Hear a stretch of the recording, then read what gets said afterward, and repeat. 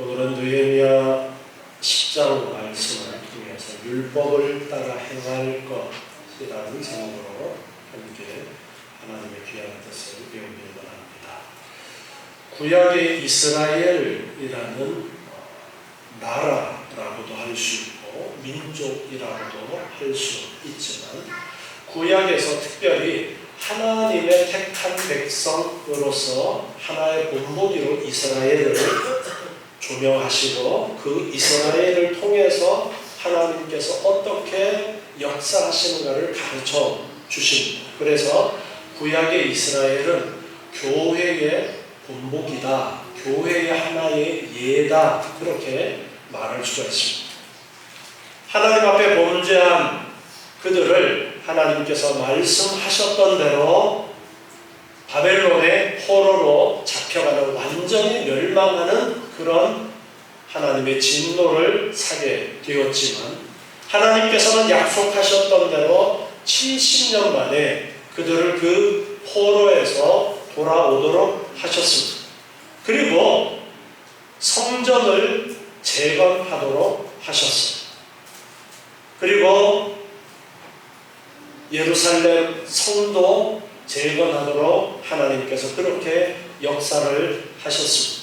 그때마다 하나님께서 예비하셨던 인물을 통해서 지도자를 삼아서 성전을 재건하고 성벽을 재건하도록 하나님께서는 그렇게 역사를 하셔서 구약 교회를 하나님께서 이끄시는 것, 하나님께서 교회를 어떻게 택한 교회를 돌보시는가를 우리에게 가르쳐 주십니다.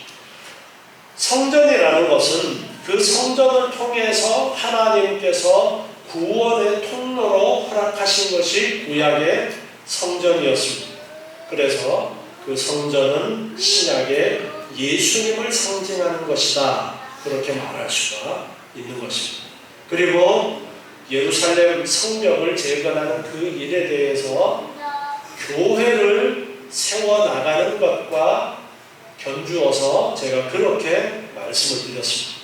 택한 백성들이 성벽을 통해서 보호를 받고 그 안에서 하나님을 섬기는 삶을 살아가는 그런 울타리의 역할을 하는 것이 성벽이었고, 그것이 바로 신약의 교회를 가르쳐 주시는 하나의 본보기다, 그렇게 이해를 할 수도 있습니다. 하나님께서 그렇게 성벽을 재건하도록 이끄셨고, 그리고 또다시 학사 에스라를 통해서 율법을 가르쳐 주셨죠. 율법을 배우게 되었을 때에 그들은 회개하는 역사가 있었습니다. 율법을 배우고 나니까 자신들의 잘못을 알게 되었고, 자신들의 조상들이 범죄에서 바벨론의 포로로 잡혀가게 되었던 그 모든 사실을 깨닫게 되었습니다. 그리고 율법에서 가르쳐 주신 대로 회개하고 절기를 지키게 되어졌고, 그리고 또다시 절기를 지키는 동안에, 초막절을 지키는 동안에 율법을 배우면서 이제 우리가 이 하나님의 말씀을 배운 자로서 어떻게 살아가야 될 것인가에 대한 그러한 깨달음을 그들은 얻게 되었습니다. 시편 19편 7절에 보면요, 시편 19편 7절에 보면 여호와의 율법은 완전하여 영혼을 소성케 하고 여호와의 증거는 확실하여 우둔한 자로 지혜롭게 하며 여호와의 교훈은 정직하여 마음을 기쁘게 하고 여호와의 계명은 순결하여 눈을 밝게 하도다. 여기 이 시편 19편 말씀처럼 이들이 율법을 배우게 되었을 때에, 하나님의 말씀을 배우게 되었을 때에 그들의 속사람이 소성케 되어지는 그런 놀라운 역사가 있었고, 지혜롭게 되어지고 그들의 영의 눈이 떠지는 그런 은혜가 있었습니다. 그래서 그들은 철저하게 회개하면서 이제 우리가 배운 바 말씀대로 살아야 되겠다라는 다짐을 합니다. 그리고 서명을 하는 것까지 지난주에 배웠습니다. 그리고 10장 1절부터로 보면은 그 서명에 동참했던 사람들을 쭉 열거를 하면서 기록을 하고 난 다음에 오늘 읽은 28절부터 말씀이 계속되어지면서 구체적으로 우리가 어떻게 율법을 따라 살아갈 것인가에 대한 내용이 기록이 되어져 있습니다. 28절 보니까 그 남은 백성, 제사장, 레위 사람들, 문지기들, 노래하는 자들, 느디님 사람들, 그리고 이방 사람들과 절교하고 하나님의 율법을 준행하는 모든 자, 그리고 그 안에 그 자녀들, 무릇 지식과 총명이 있는 자가 하나님의 율법을 배우고 깨닫고 지식과 총명이 있게 되어진 그들이 이제 이렇게 살겠노라 라고 다짐하는 내용이에요. 다 그 형제 귀인들을 쫓아 저주로 맹세를 하는데 우리가 하나님의 종 모세로 주신 하나님의 율법을 쫓아 모세를 통해서 주셨던 하나님의 율법, 이들이 이제 에스라를 통해서 배우게 되어진 그 율법의 내용이죠. 그 하나님의 율법을 쫓아서 우리 주 여호와의 모든 계명과 규례와 율례를 지키겠다. 모세를 통해서 주셨던 모든 그러한 규례를, 율법을 지키겠다라고 약속합니다.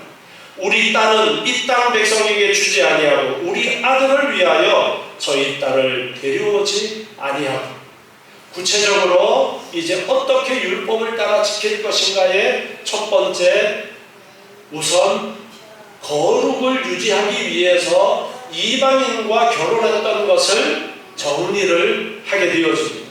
그래서 우리 딸들을 이방 족속에게 주지 아니하고 이방 족속의 딸을 며느리로 데려오지 아니하겠다라는 다짐을 먼저 하고 있습니다.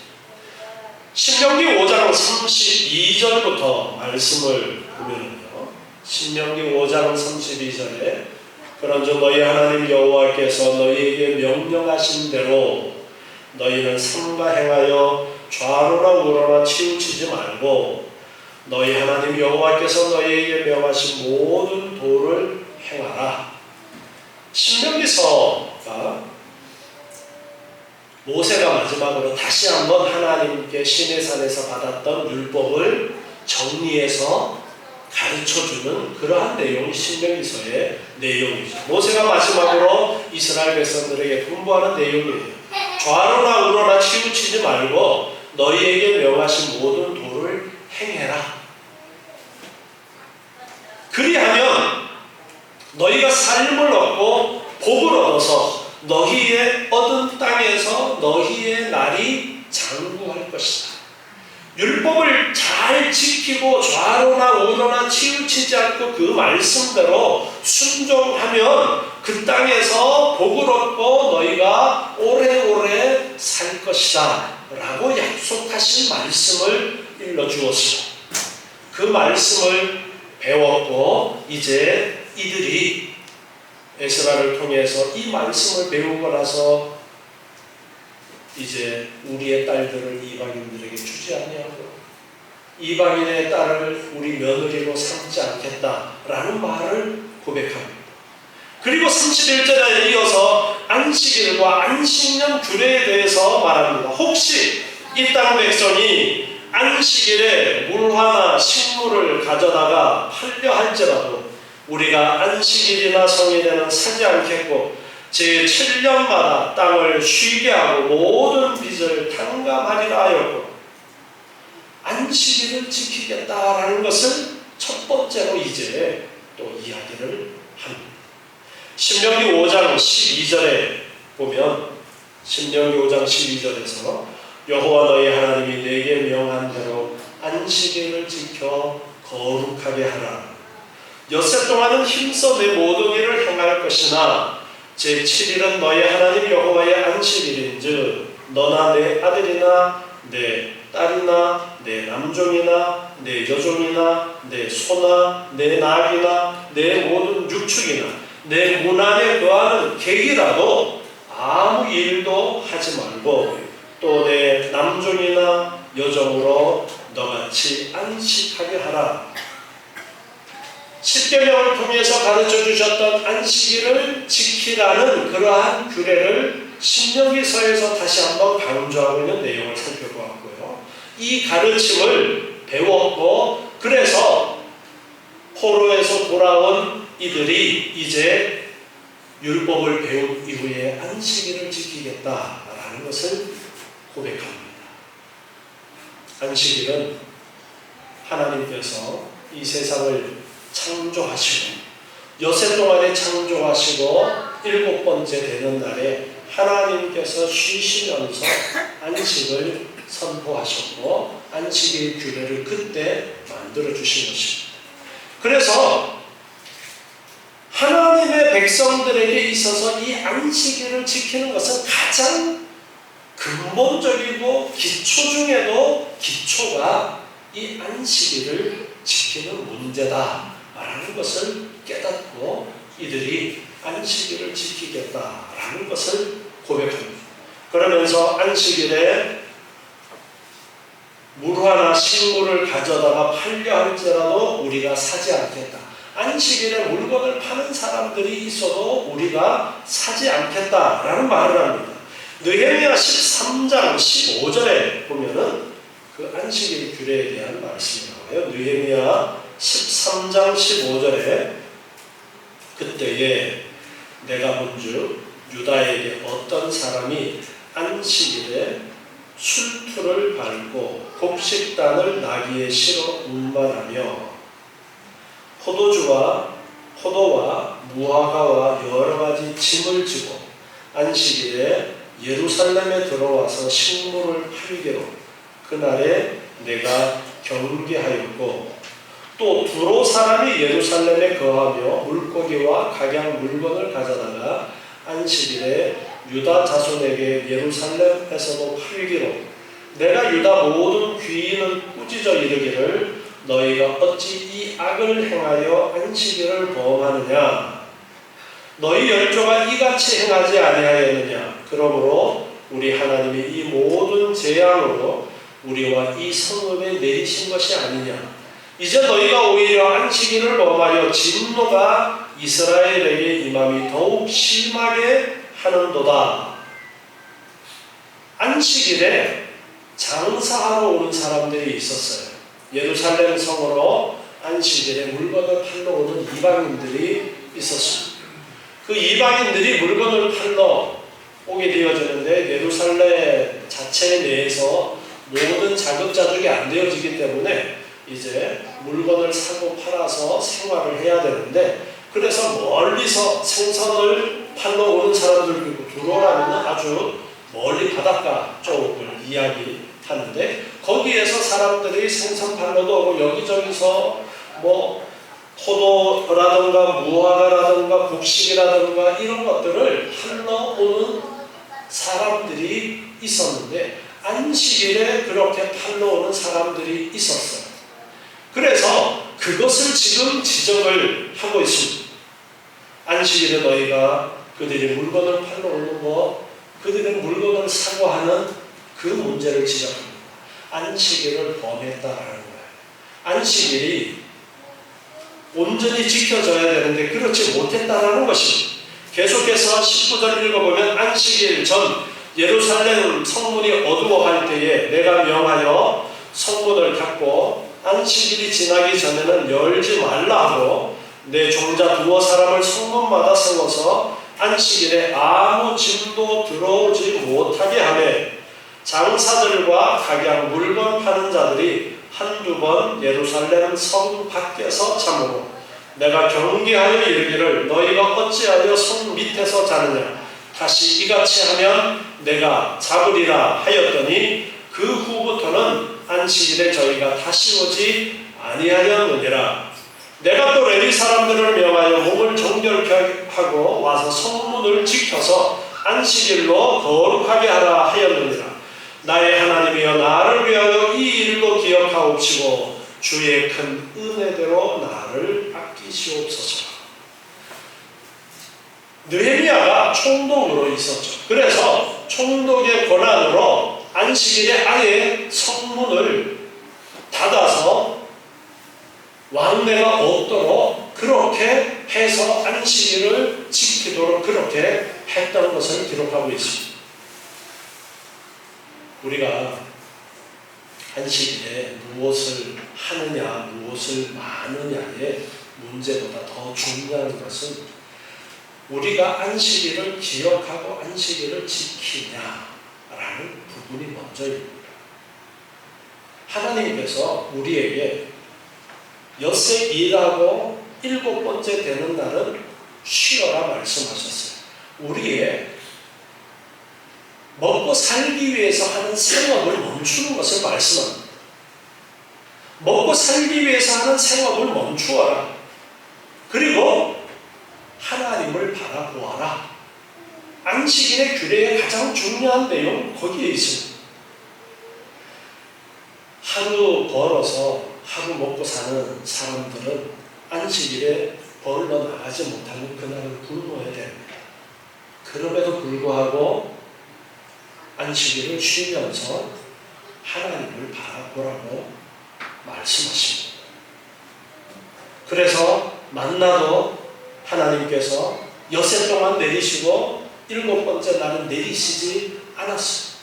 이스라엘 백성들에게 하나님께서 먹이신다, 하나님께서 책임지신다, 하나님이 온 우주 만물의 주인이시다라는 것을 가르쳐 주시는 거예요. 그 뒤에 안식년을 또한 오늘 말씀에서 보면은 7년마다 땅을 쉬게 하고 모든 빚을 탕감하겠습니다 라는 그러한 약속을 합니다. 안식년 규례가 있어요. 안식년은 레위기 25장 4절에 보면요, 레위기 25장 4절에 제7년에는 땅으로 쉬어 안식하게 할지니 여호와께 대한 안식이라. 너는 그 밭에 파종하거나 포도원을 다스리지 말며 너의 곡물에 스스로 난 것을 거두지 말고 다스리지 아니한 포도나무에 맺은 열매를 거두지 말라. 이는 땅의 안식년임이니라. 7년마다 한 번씩 안식년을 지키는데 안식년에는 7번째 되는 해에는 농사를 짓지 말아라 말씀하십니다.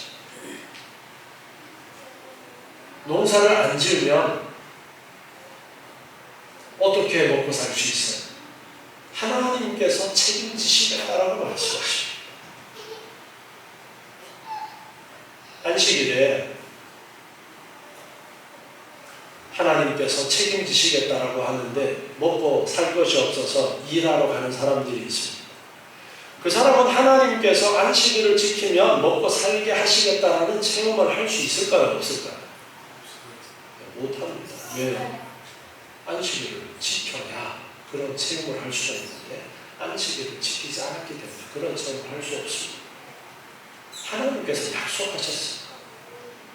멈추고 어떤 상황 속에서도 멈추고 하나님을 바라보도록 강제적으로 하나님을 바라보아서 하나님께 초점을 맞출 수 있도록 하기 위해서 정하신 것이 안식일 규례인 것입니다. 여러분, 요즘 기계가 참 잘 나와서 기계가 잘 돌아갑니다. 그런데 자동차가 아주 잘 돌아가고 요즘 기술이 좋아져서 우리나라 차들도 너무너무 고장도 잘 안 나고 그래요.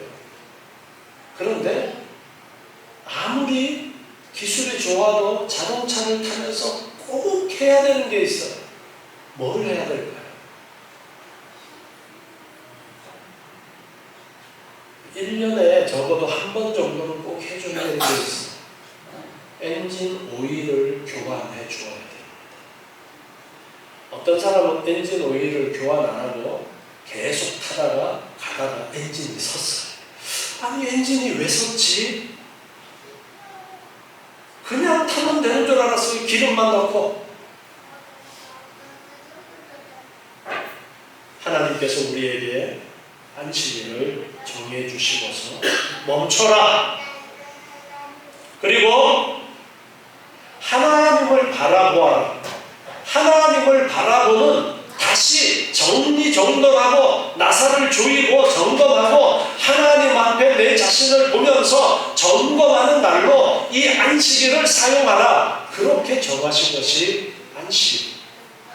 그리고 안식년을 지키면서 1년 동안 농사를 쉬면서 하나님께서 어떻게 내 삶 속에 역사하시는가에 대해서 정말 1년 동안 푹 쉬면서 하나님의 은혜를 체험하도록 하신 것이 안식년 제도였습니다.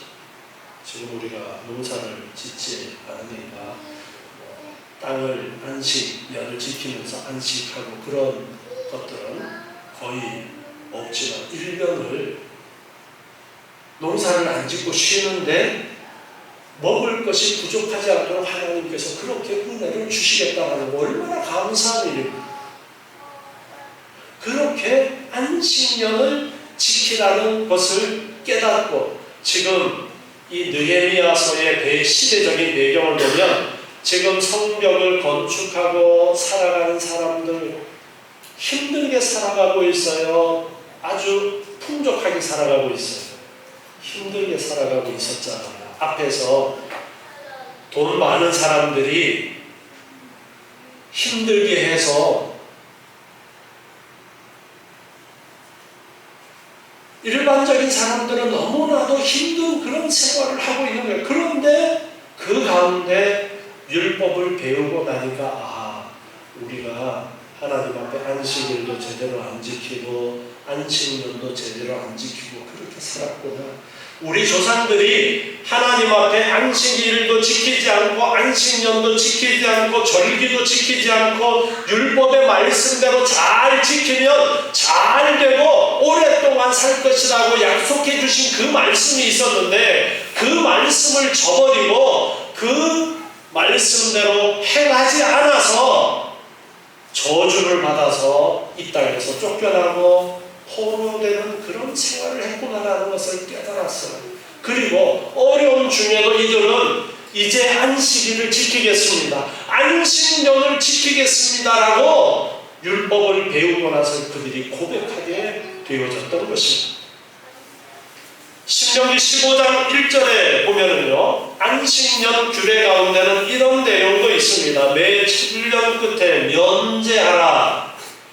면제의 규례는 이러하니라. 무릇 그 이웃에게 구워준 채주는 그것을 면제하고 그 이웃에게나 그 형제에게 독촉하지 말지니 이 해는 여호와의 면제년이라 칭함이니라.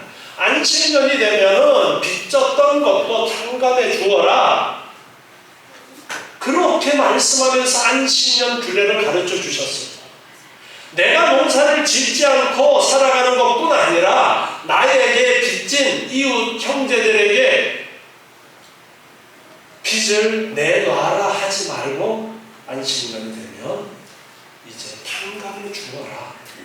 그렇게 안식년을 지키라고 말씀하십니다. 여러분, 이게 쉬운 일입니까? 쉬기 어려운 일입니다.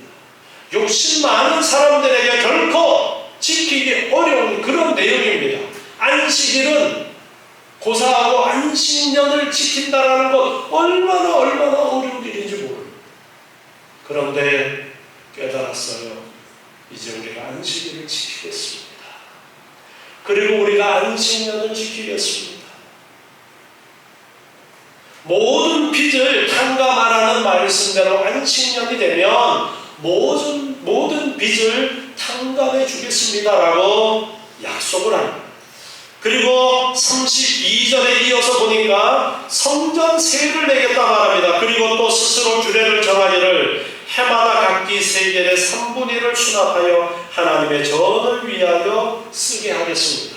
이것은 율법에서 명령하고 있는 것이 아님에도 불구하고 자기들 스스로 규례를 정했어요. 하나님의 성전을 위해서 이렇게 세겔의 3분의 1 세겔씩 매년 성전세를 내겠다라고 말하고 있습니다.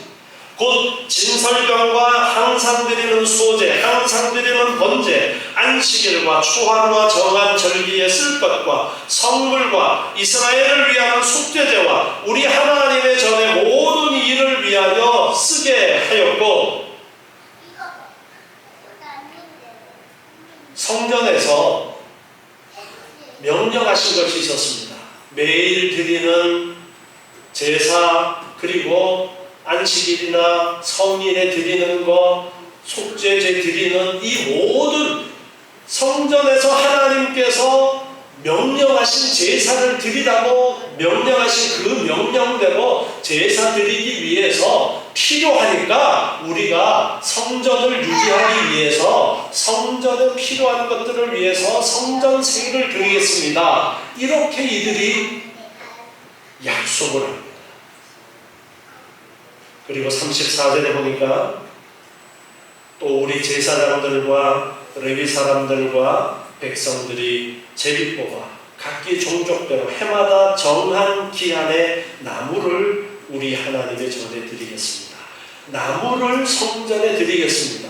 율법에 기록한 대로 우리 하나님 여호와의 단에 사르게 하였고, 자, 제사를 드리면 태워서 드리니까 나무가 필요했어요. 그런데 그 필요한 나무를 우리가 돌아가면서 나무를 해서 성전에 필요한 나무를 우리가 하겠습니다. 이렇게 스스로 약속을 했던 것입니다. 레위기 6장 12절부터 보면은요, 레위기 6장 12절에 단 위에 불은 항상 피워 꺼지지 않게 할지니 제사장은 아침마다 나무를 그 위에 태우고 번제물을 그 위에 버려놓고 화목제의 기름을 그 위에 살을 찌며 불은 끊이지 않고 단 위에 피워 꺼지지 않게 할지니라. 이렇게 항상 단 위에 매일 나무를 넣고 제물을 태우는 일을 해야 되기 때문에 그 일에 필요한 나무 또 제물 이런 것들을 위해서 성전 세일을 우리가 드리겠습니다. 그렇게 지금 약속을 하고 있습니다. 성전을 유지해야 된다는 것을 이들은 깨달았어요.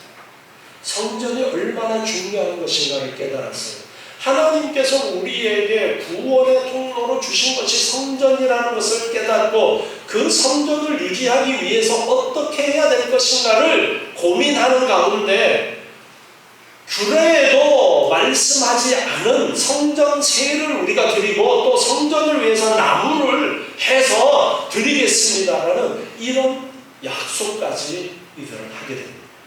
그리고 또한 35절에 보니까 해마다 우리 토지 소산의 만물과 각종 과목의 첫 열매를 여호와의 전에 드리기로 하였고, 첫 열매를 드리겠습니다. 이것은 율법의 규례를 따라서 하는 것입니다. 율법의 가르침을 따라서 첫 열매를 드리겠습니다. 또 우리의 맏아들과 생축의 처음 난 것, 우양의 처음 난 것을 율법에 기록된 대로 우리 하나님의 전으로 가져다가 우리 하나님의 전에 섬기는 제사장들에게 주고,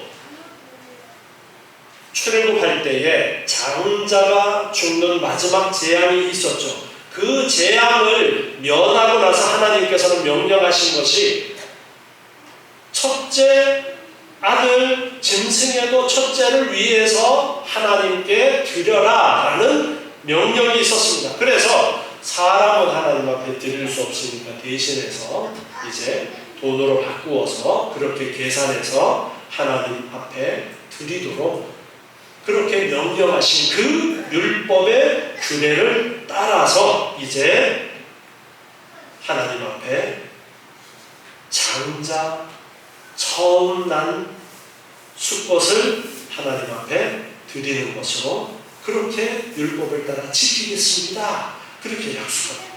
또 37절에 보니까 처음 익은 미래의 가루, 거제물과 각종 과목의 열매와 새 포도주와 기름을 제사장들에게로 가져다가 우리 하나님의 전 골방에 두고, 이런 것들은 제사장들에게 돌려야 될 그대로 말씀하신 것들을 이야기합니다. 첫 열매와 그리고 거제물들, 거제라는 것은 하나님 앞에 이렇게 높이 들어서 드리는 제물을 이야기하는데 그 거제물들 중에 제사장에게 돌려줘야 될 그러한 정해진 것이 있었는데 그런 것들 다 제사장에게 정해진 대로 드리겠습니다. 하나님의 전에 골방에 둔다는 것은 제사장에게 드리겠다라는 것을 말하고 있습니다. 또 우리 물산의 11조를 레위 사람들에게 주리라 하였나니 율법에서 가르쳐 주신 레위인들에게 11조를 주어야 된다라는 그 말씀을 따라서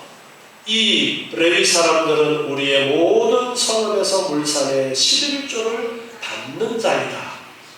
하나님의 규례를 따라서 깨닫게 되어졌어요. 레위인들은 11조로 생활하는 사람들이다. 하나님께서 그래서 그들에게 땅을 주지 않았고 우리가 그들에게 11조를 드려야 그들이 먹고 살 수 있도록 하나님이 명령하셨고 하나님이 정한 규례라는 것을 깨닫고 레위인들에게 11조를 드리게 되었습니다.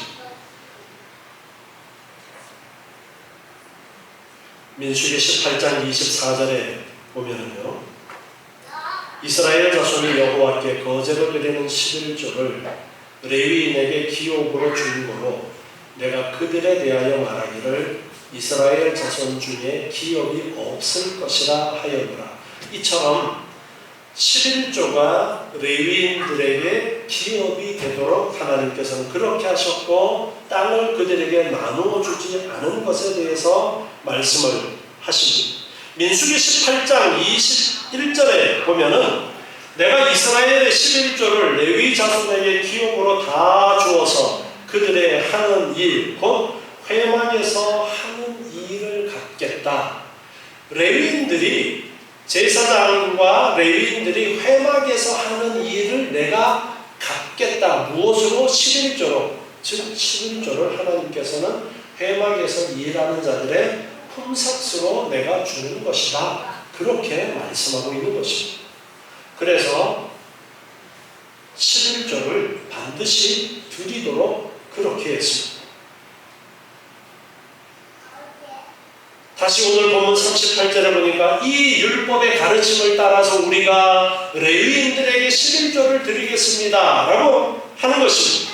레위 사람들이 11조를 받을 때에는 아론의 자손 제사장 하나가 함께 있을 것이고 레위 사람들은 그 11조의 10분의 1을 가져다가 우리 하나님의 전 골방 곧 곳간에 두되, 자, 레위인들이 11조를 받을 때에 그 중에 10분의 1을 떼어서 제사장에게 주는 것을 말씀하십니다. 레위인들이 백성들로부터 10분의 1을 받고 그 레위인들이 10분의 1을 또 떼어서 제사장에게 주어라라는 그 명령을 따라서 지금 그렇게 하는 것을 이야기하는 것입니다. 그리고 하나님의 전 골방 곳간에 두는데 39절에 보니까 곧 이스라엘 자손과 레위 자손이 거제로 드린 바 곡식과 새 포도주와 기름을 가져다가 성소의 기명을 두는 골방 곧 섬기는 제사장들, 문지기들, 노래하는 자들이 있는 골방에 둘 것이라. 그리하여 우리가 우리 하나님의 전을 버리지 아니하리라. 원래 출애굽 당시에는 레위인들이 모두 회막을 중심으로 일을 했었는데 그 이후에 이제 가나안 땅에 들어가면서 여러 지역으로 흩어져 있는 레위인들도 있었고 지금 포로에서 돌아온 이 상황에서 레위인들도 모두가 다 레위인들이 성전에서 일하는 것이 아니라 각 성읍에 흩어져서 있는 레위인들도 있었습니다. 그런데 그 레위인들은 땅이 없어요. 그렇기 때문에 그들에게 11조를 주어야 됩니다. 그래서 이 계명을 통해서 이들이 깨닫고 이제 그 레위인들에게 11조를 드리겠습니다. 그리고 그 레위인들은 11조를 받을 때 옆에 제사장이 있다가 레위인들도 이 받는 11조 가운데 10분의 1을 제사장에게 주는데, 여기에 쭉 열거된 것이 제사장뿐 아니라 문지기들, 노래하는 자들, 이렇게 쭉 열거가 되어져 있습니다. 이것은 무엇을 이야기하느냐면, 지금 이 시대에 성전에서 전적으로 매여서 성전을 유지하기 위해서 일하는 사람들을 열거하고 있어요. 그래서 성전을 유지하기 위해서 전적으로 성전에 매달려서 일하는 그들을 위해서 이 11조가 사용되도록 성전 골방에 넣어둔다는 것입니다.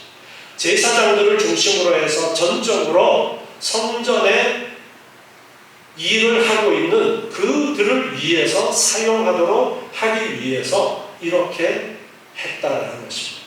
마지막 부분 다시 한번 보면, 우리가 우리 하나님의 전을 버리지 아니하리라 말씀하고 있습니다. 성전의 중요함을 깨닫고서 율법을 배우고 나서 하나님께서 어떻게 택한 백성들을 가르치시고 인도에 가시는가, 다음 세대가 계속 이어져서 온전한 하나님의 교회로서, 믿음의 공동체로서 이 이스라엘이 유지되기 위해서 하나님께서 가장 중요하게 여기시는 것이 무엇인가를 깨달았어요. 그것이 구약에는 성전이었습니다. 오늘날 신약시대에는 교회가 바로 그 역할을 하고 있습니다. 예수님이 머리 되신 교회가 그 역할을 하고 있는데, 그 성전이 잘 유지되어져야 되기 때문에 제일 기초적인 것이 11조를 드리는 것이라는 것을 깨닫고 11조를 드리겠습니다. 그리고 그 11조 중에 11조를 또 구별해서 성전이 잘 유지되도록 하겠고, 또 율법에서 말씀하시도 않았지만 이 성전에 필요한 것들이 있는데 우리가 그것을 성전세로 바치겠습니다. 그리고 나무가 필요한데 우리가 또 나무를 바치겠습니다. 이렇게 자진해서 드리는 그러한 이들의 변화된 모습을 오늘 말씀을 통해서 우리에게 가르쳐주고 있습니다. 오늘날 신약교회도 마찬가지입니다. 신약교회가 유지되어져야 복음이 다음 세대로, 그 다음 세대로, 그 다음 세대로 계속 이어질 수 있는데, 이스라엘 백성들이 멸망하고 포로로 잡혀가게 되어진 그러한 상황 가운데는 하나님 앞에 드려야 될 11조를 드리지 않고 안식일을 지키지 않으면서 성전을 유지한 레위인들이 먹고 살 수가 없으니까 품팔러 나가버린 그런 일들이 있었다라는 것을 성경에서 우리는 볼 수가 있습니다.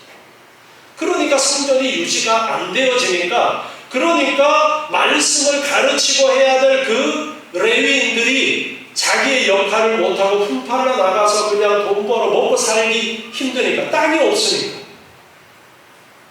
그래서 결국은 율법이 올바로 가르쳐지지 못함으로써, 성전이 제 기능을 하지 못함으로써 멸망하고 바벨론의 포로가 되었던 것입니다. 오늘날 우리 신약교회도 마찬가지입니다. 교회가 올바로 기능을 하기 위해서, 올바로 진리가 이곳에서 가르쳐지고 또 다음 세대로 가르쳐지고 또 다음 세대로 가르쳐지기 위해서 우리도 이 교회가 유지되기 위해서 하나님 앞에 약속한 11조를 드리는 것뿐 아니라 교회가 유지되기 위해서 필요한 부분을 위해서 우리가 또 감당해야 될 것들을 고민하면서 자원해서 드리는 그러한 일들이 우리에게도 있어야 되는 것입니다. 그리고 전적으로 교회를 위해서 사역하는 사역자들을 위해서는 그래서 생활을 하도록 생활비도 지원을 해주는 시스템을 오늘날도 우리가 가지고 있는 것입니다. 직업을 가지면서 사역하는 그러한 사역자들도 있지만, 그렇지 않고 전적으로 교회의 예배를 위해서 예배당을 유지하기 위해서, 교회를 유지하기 위해서 일하는 전적인 사역자들을 위해서는 우리 교회가 마땅히 모든 필요한 것들을 공급하는 그러한 일들을 해야 된다는 그런 기본적인 그러한 것들을 생각하면서 우리가 하나님 앞에 마땅히 드려야 될 11조와 그리고 계속해서 교회를 유지해야 된다는 교회를 중요하게 여기는 그런 마음이 있어야 돼요. 구약시대의 가장 중심이었던 성전을 귀중하게 여겼던 이들, 하나님의 말씀을 배우고 나서 이들은 깨닫게 되었습니다. 이것이 중요합니다. 디모데후서 3장 16절 말씀에 보면은 디모데후서 3장 16절에 모든 성경은 하나님의 감동으로 된 것으로 교훈과 책망과 바르게 함과 의로 교육하기에 유익하니 이는 하나님의 사람으로 온전케 하며 모든 선한 일을 행하기에 온전케 하려 함이네요. 하나님의 말씀이 계속해서 이어져야 됩니다.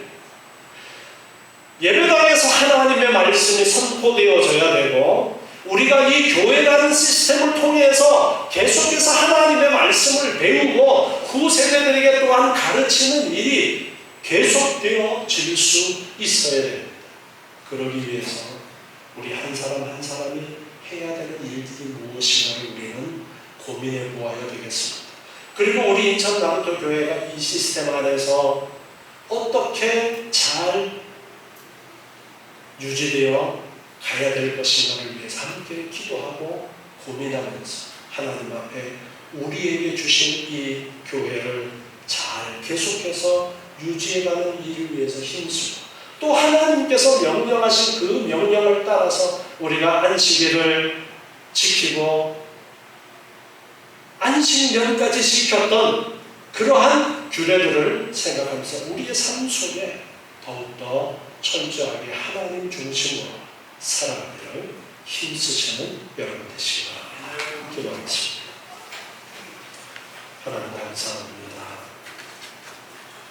하나님의 말씀을 배우고 나서 깨닫고 하나님의 말씀대로 행하겠다 다짐하며 약속하는 그러한 말씀을 배웠습니다. 우리들도 정말 이제 오늘날 이 신약 교회 안에서 우리 한 사람 한 사람이 어떠한 역할을 해야 될 것인가를 깨닫게 하시고 하나님의 말씀을 따라 행하는 저희들이 되도록 주님 은혜 허락해 주시옵소서. 주의 말씀을 따라 행할 때에 하나님께서 약속하신 놀라운 은혜의 복을 받아 누리는 저희들 되게 도와주시옵소서. 날마다 하나님이 주신 은혜에 감사하고 기뻐하는 하루하루의 복된 삶이 되도록 주님 축복해 주시옵소서. 예수님의 이름으로 기도드리옵나이다. 아멘.